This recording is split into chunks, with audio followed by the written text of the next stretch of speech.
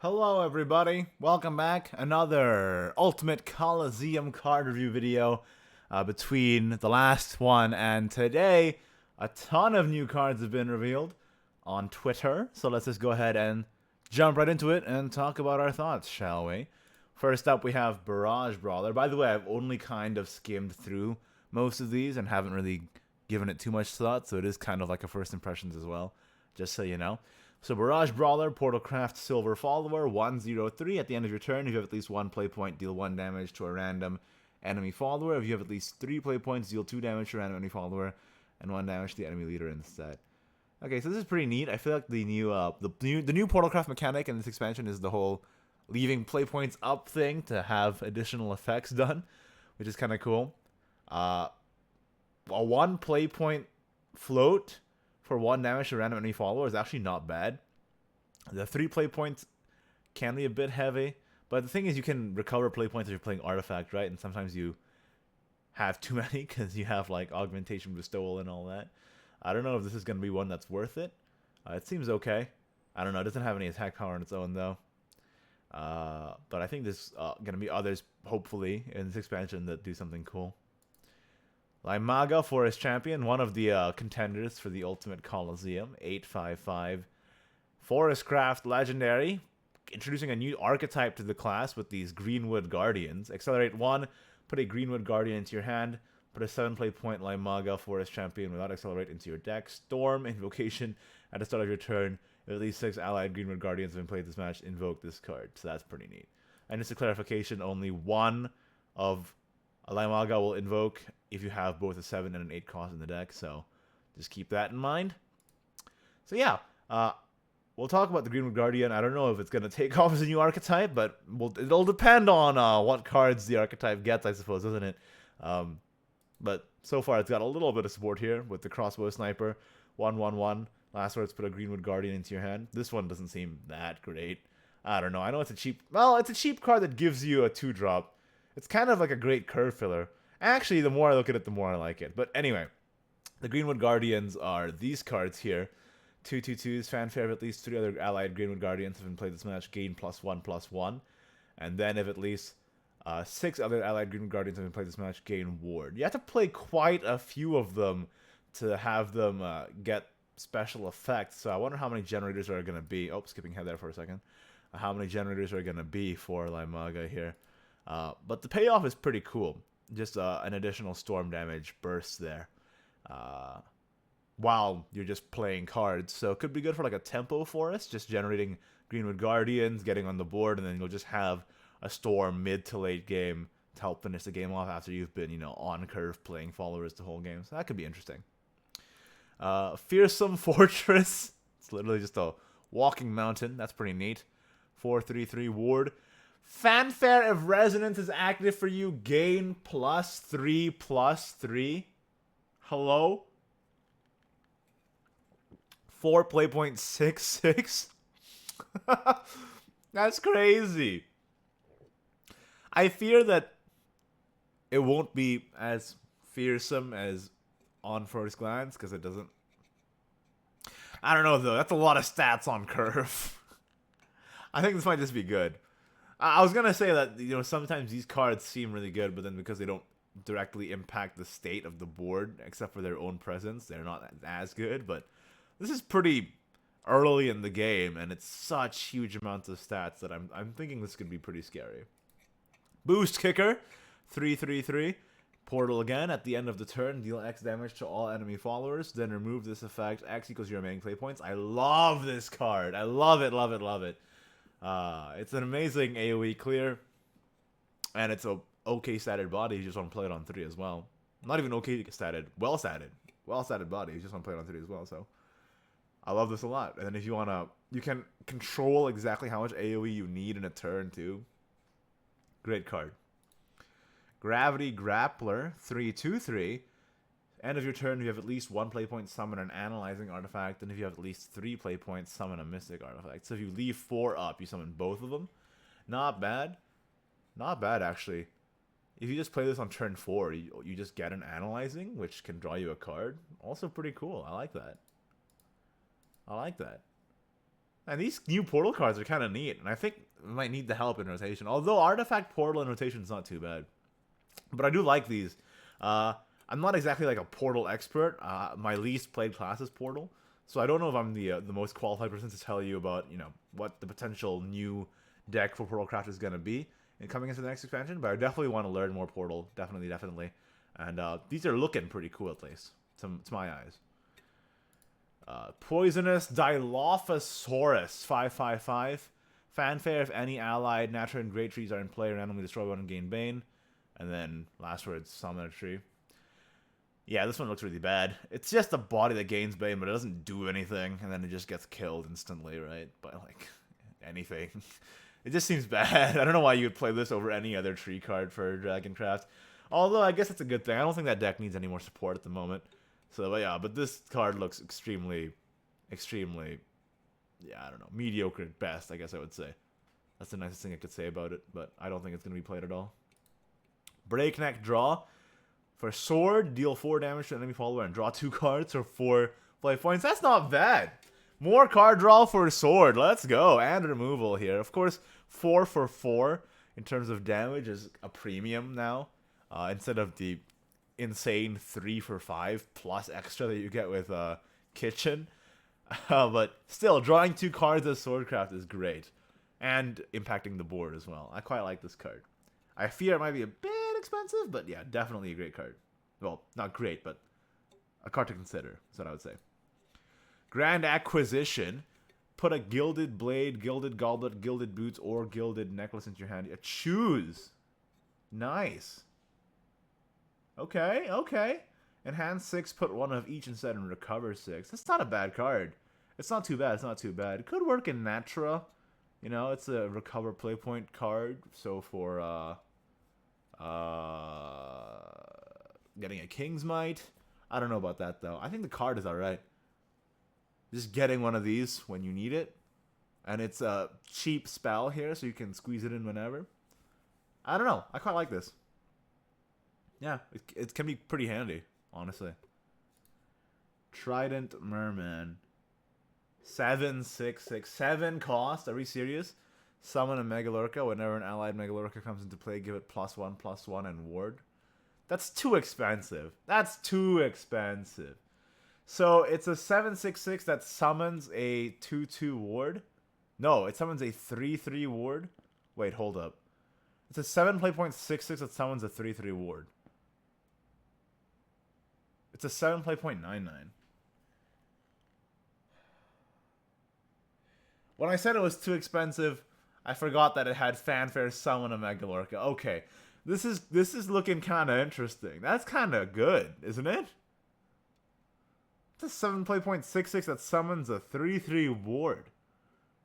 Just off the rip, and you can ramp into it. That's pretty awesome. I kind of like that. Although, does Natural Dragon need something that floods the board like this? Maybe pure? No, I don't know. I was thinking pure ramp. But that's not bad. And you can also play it with Masamune on turn 10, obviously. That's just really good stats for the price you're paying. And, of course, your Dragoncraft so you can ramp. So, this is something that I would keep an eye on, I guess. Yeah. I thought, on first glance, I thought it was slow because I didn't see this Fanfare bit, but now I'm starting to come around to this one. This looks kind of neat. It's just a shame that you can't really combo with other Megalorca cards, right? Like, what do you?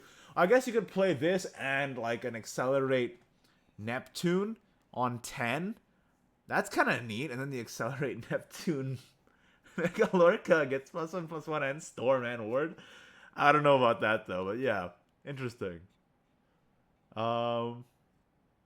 Yeah, and I wish we had like Waters of the Orca back or something. Seems like we're getting a lot of Megalorca synergy, but yeah, I kind of like it. That's a lot of stats. That's a lot of stats. Okay, move on. Bone Crane. That's right. The skeletons are back. I still have to do that Ballad of Buffalo Bones thing that I said I was gonna do. Shadowcraft Natra card. Okay, 2/2/2. Put a skeleton in your hand if an allied Natural and Great Tree is in place. Summon a skeleton instead. Not a bad card at all. And it's another Last Words for Toth. And it floods the board. So, hey. I'll take it. This seems okay. Move on. Mummy Chef.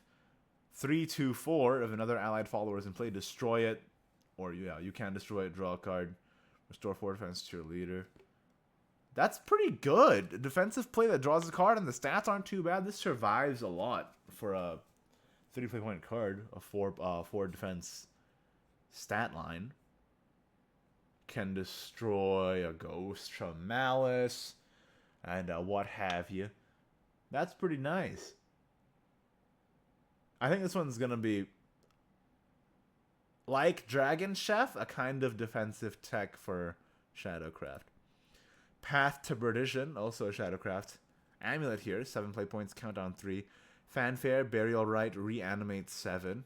During your turn, whenever an allied follower is summoned using reanimate, perform Necromancy 4, give it Storm. Yo, this one has all of the keywords in it. I think it's cool. You can immediately Burial Rite a 7-drop and then have it gain Storm on turn 7. So what's on turn 7 that's really good for Shadowcraft? I can't really think right now. I don't have the game open, so I can't really see the cards. But I feel like this is definitely a card that it's a little late to the game. It's a little late, but it could be something that you build around depending on like what's available on 7 play points. I wonder. Maybe if you're building like Mech Shadow, because nobody's playing mechs right now, you could play Mech Shadow and then like sack your Skull Lord, immediately reanimate it, run it face, and then have it clear the whole board. That would be pretty cool. Yeah, I like this card. It has a lot of potential. My only concern is that it seems a bit slow. Yeah, but you could build a deck around it, which is cool. I like seeing cards like that. All right, moving on. Mammoth Gods Colosseum. The whole Colosseum's on the back of a mammoth. That's so cool. 989 Rush. Fanfare. Destroy all other followers except a random enemy follower with the highest attack. Then if at least 4 followers have been destroyed this turn, summon an Imperial Mammoth with Rush. So you can destroy everything. Summon a Mammoth, which I think is a 6/7, if I remember correctly. It's been a while. And then you just rush this into whatever's been destroyed. It's a pretty beefy card, this one. It's about what you'd expect from a 9-cost stat with this effect, I guess. So you can destroy everything on their side and summon a Mammoth. That's pretty neat. That's pretty neat. My only concern is that it is a bit on the late side. I feel like, again, Dragon probably just takes advantage of this the best, right? Because they can ramp into it. Other classes have to just wait until turn 9 for a defensive play. But for Dragon, if you have this, you could just ramp up to it and then just have this while they're trying to aggress you down while you're ramping. You can just play this, destroy everything, summon a Mammoth, and yeah, this seems good for Dragon, I think. Oh, and Bazooka Goblins, 2/2/2 Fanfare, deal 3 damage to all enemy followers that have ambush. Bye, Leod. I like that this kind of card exists. Definitely want more of this kind of thing where you can tech against stuff that would otherwise be kind of uninteractive. Even if the card itself isn't necessarily like the highest quality card, at least you have the option, if you're facing a lot of that kind of thing on the ladder, to put it in so you feel like you have some agency in that kind of thing. So I feel like, yeah, I like this a lot. As for if it's going to be good, I mean, I guess it depends. I don't think it's necessarily going to be like a staple unless everyone starts running ambush all the time. But again, the fact that you can choose to put it in if you want, I like that. Okay, cool. Moving on, we got another Union Burst Princess Connect card here. Saren, Orphanage Matron, 5/3/5. Fanfare, this is for Havencrafts. Fanfare, if at least 2 allied amulets are in play, gain the ability to evolve for 0 evolution points. Union Burst 10, deal 3 damage to all enemy followers. If your leader has 5 defense or less, deal 5 damage instead. Okay. Great defensive play there, especially later in the game. And remember, Union Burst, you can bring it down to earlier turns just by evolving while this is in your hand. So that's neat. Evolve, subtract 3 from the countdown of an allied amulet. I love it. So Amulet Haven is like trying to make a comeback here. Which is interesting. Wilbert is like trying to build a new archetype of Ward Haven. Meanwhile, this one is trying to bring back Amulet Haven. What's worth it? You can play this after like you have Golden Bell and you have Barong, then you can play this and then evolve and then get the other Barong the other turn. Something like that. I wonder if we're going to get any more quality amulets. But in terms of card quality, this one definitely has a lot of great effects stacked into one card. So I expect that this is going to be quite good. Especially the fact that you could just use this to have a free evolve follower that can also pop Golden Bell. Like if you just have Natural Great Tree and Golden Bell, this gains the ability to evolve because it's not countdown amulets, it's just 2 allied amulets, right? So just have Natural Great Tree, Golden Bell, then you can play Saren, draw your cards, get a free evolve, and then this Union Burst effect helps you as well. So yeah, definitely not a bad card at all. It's pretty good. It's pretty good. Has a lot of great effects and a pretty good stat line. All right, moving on. Last two here, last two. Holy Counterattack. Select an allied follower and an enemy follower. If the allied follower has ward, okay, so Ward Haven's making a comeback with this card here. Give it +1/+1. Deal X damage to the enemy follower. X equals the attack of the allied follower. Can be played only when both a targetable allied card and enemy card are in play. This is actually pretty awesome as a removal spell, right? If you're playing Ward Haven, maybe you could run, I'm pretty sure the new Fervent Heavenly Hound has ward. And then you could, I don't know, early on play this onto that and then onto something else. That could be neat. Or just like play it on Willibert as well as a great controlling card, like mid to late. Yeah. My only issue is that you do have to have an allied follower in play, but this gets better as the game goes on, as you have more play points to combo it with, which I think is pretty cool. Intrinsic property of the card. Yeah, and again, if you're playing a ward deck, you're also buffing your ward followers. So imagine you play a ward follower on 2, right? They play something, you play this onto that, destroy their thing, buff your thing, and go face. I feel like if this ward archetype has enough support, this expansion, it could be a pretty interesting and pretty effective tempo Havencraft deck. Okay, last one, Winged Staff Priestess, 2/1. Last words, give your leader the following effect at the start of your turn. Summon a Holy Cavalier, and then remove this effect. I'm kind of unconvinced by this because it's a 2/1 stat line in Ward Havencraft. And, well, I don't really know exactly how Ward Havencraft is going to pan out. But I don't really like paying 2 play points for a 1/1 stat line that only gives me the 1/2 out of it at the start of my next turn. You know, so if I sack it, I don't get the ward immediately. So they have a turn where they can hit my face before my ward comes into play. So I don't think I'm entirely convinced by this card. Okay, so that's it. That's all the cards that have been revealed, or the new cards that have been revealed since the last Ultimate Colosseum card review we've gone through. Hopefully you enjoyed the video. Let me know what your thoughts are in the comments down below. Was I right? Was I wrong? What do you think? Of course, a reminder that I'm doing a reveal for Ultimate Colosseum. I keep almost saying Ultimate Conflict. No, it's Verdant Conflict Ultimate Colosseum. I'm doing a reveal for Ultimate Colosseum on the 13th at 10 p.m. JST, so stay tuned to this channel for that. Of course, I'd like to thank my wonderful patrons, patreon.com/Ignideus, and a special thank you to Caged Kitty, our new Blaze level patron. Really appreciate your support, man. Helps out a lot. If you'd like to support it as well, again, patreon.com/Ignideus. And if you don't want to, then I'm just happy that you're here watching the channel and hopefully enjoying yourselves. Anyway, that's it for this video. I think this outro has gone on too long. I keep thinking that I have to keep saying, like it if you did, don't if you didn't. But I'm pretty sure I've already said that. I'm still terrible at outros, apparently. I'm just gonna go. I need to, like, figure out how to make these more concise. Anyway, bye.